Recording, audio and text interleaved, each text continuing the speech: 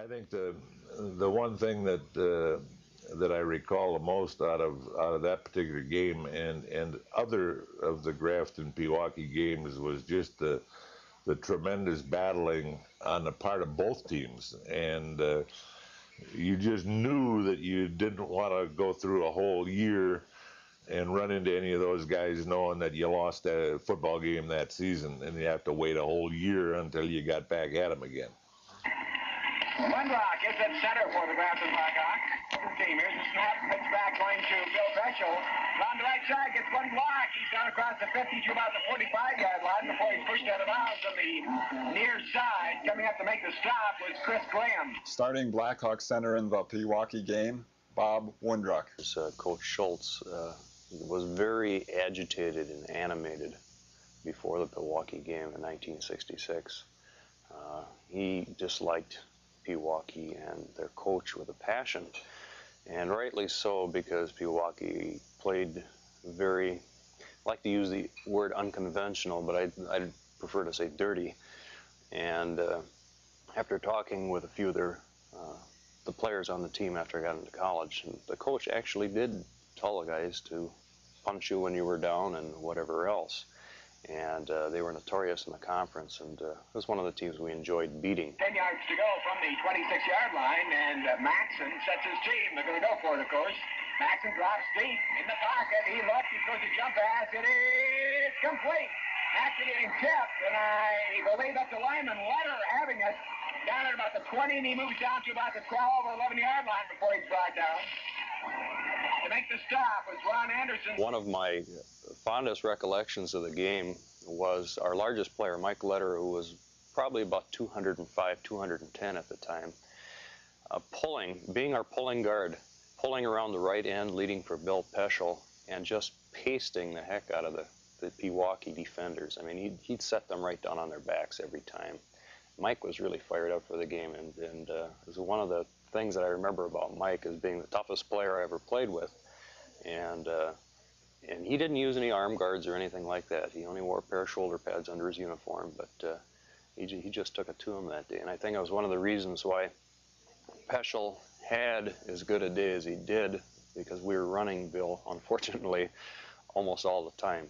Bill, being as sick as he was, it was probably one of his best games.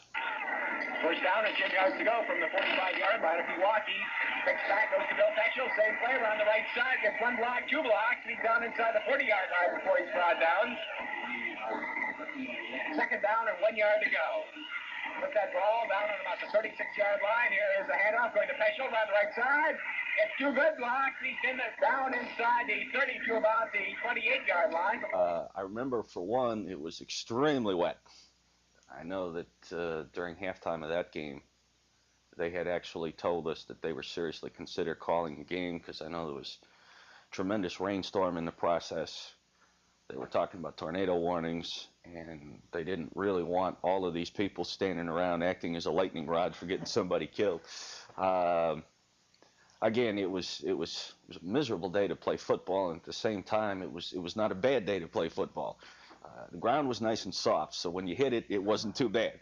I'm sure that some of the guys who played more than I did will disagree with me, but I think the one thing probably, the game was 0-0 at halftime. And I know they had to stop filming at halftime because there was no light available to take the film. I remember Kenny Peterson throwing a touchdown pass to Dean Tunn. And probably the biggest thing about that game is Billy Peschel's 90-plus yard run for a touchdown, and he was suffering from a severe case of the flu. He looked like he had died the day before. They weren't even sure he was going to play up until about a half hour before that game kicked off.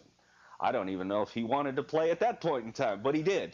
We were down on our 20-yard line, and we're not getting anywhere, and the field was getting pretty soggy in the second half. And I snapped the ball back for a punt to Kenny Peterson, and it landed right at his feet, right into the mud. And all Kenny could do was just lay on it. And it was down to maybe about the 7-yard line.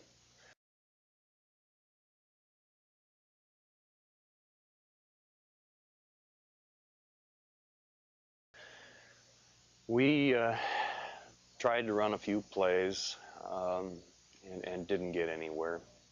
We were shuttling in two of our guards, Dale Pape and Jimmy Keogh were shuffling back and forth, and unfortunately one time both of them were in there and neither one of them wanted to go out. So we had 12 guys on the field and they were arguing back and forth, and there goes the whistle for too much time.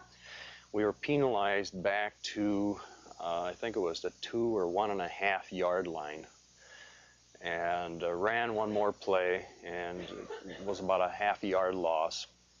And finally we decided, hey, we're going to keep on, try to get out of here. We ran our 42, which was our bread and butter, which was Peschel around the right side. And for some reason, Pewaukee's defense shifted. I couldn't see it being down in the trenches there. All I remember seeing is Bill Peschel having a clear alley down the field. I took off after him to try to clear anybody chasing him. But after about the 30-yard line, the Pewaukee players gave up. And I followed Bill, as well as a couple of other guys did, all the way down into the end zone. And as we're congratulating Bill, Bill kind of pushed us away, took off his helmet, and threw up. And he did not see too much action the rest of the game. But at that point, I think that was our second touchdown of the afternoon. I think Pewaukee had finally softened up a little bit. They had been very tough up to that point, since we didn't score anything in the first half. But I think Bill had somewhere around 225 yards for the game. I don't have the stats, but considering how sick he was, I thought that was a pretty good game. Bill Peschel's 99-yard touchdown run helped the Blackhawks to a 20-0 shutout of Pewaukee, and eventually an 8-0 team record. The Grafton football team also finished the season rated 3rd in the state for small schools.